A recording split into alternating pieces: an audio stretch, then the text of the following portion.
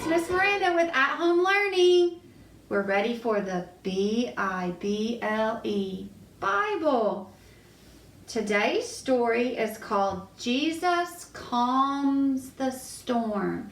And we're still in the New Testament talking about Matthew chapter 8, Mark chapter 4, and Luke chapter 8.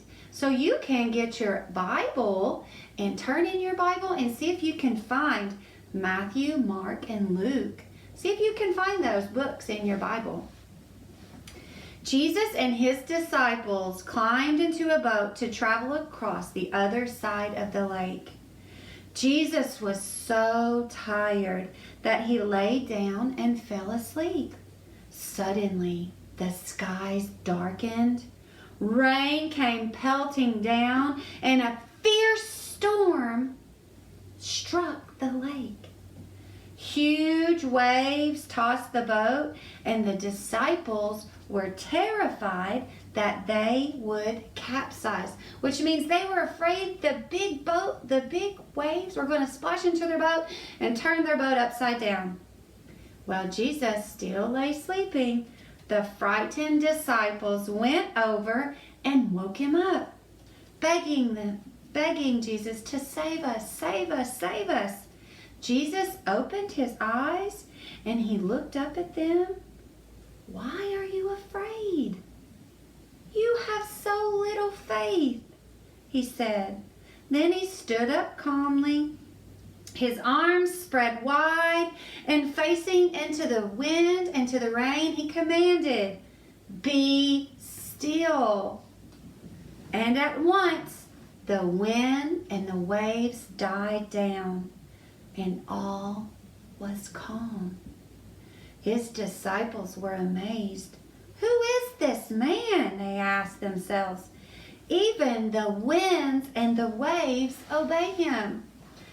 Jesus told us to have faith. Even though we can't see it, there's a plan. We have to have faith when things get hard or when things get scary.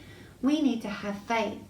So, do you remember in class we've been doing our 23rd Psalm? So Miss Miranda's going to say that with you, and I want you to say it along with me. "The Lord is my shepherd. I have everything I need. He gives me rest in green pastures. He leads me to calm water. He gives me new strength. For the good of his name, he leads me on paths that are right.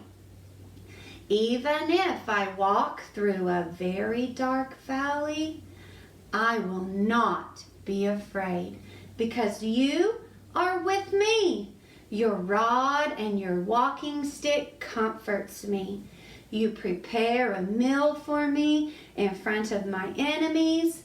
You pour oil on my head. You give me more than I can hold. Surely your goodness and love will be with me all my life, and I will live in the house of the Lord forever." Miss Miranda loves the 23rd Psalm, and I always think about it when I'm feeling scared or when I'm feeling worried. I know that I have faith in God, that he will be there for me. I will read my Bible, I will listen to my stories, and I will obey his word, and I will be okay. Now, next week, we're going to talk about animals that are in the Bible. Did you know that the Bible references about a lot of animals? But we're going to try and talk about 100 animals that are in our Bible. Doesn't that sound like fun?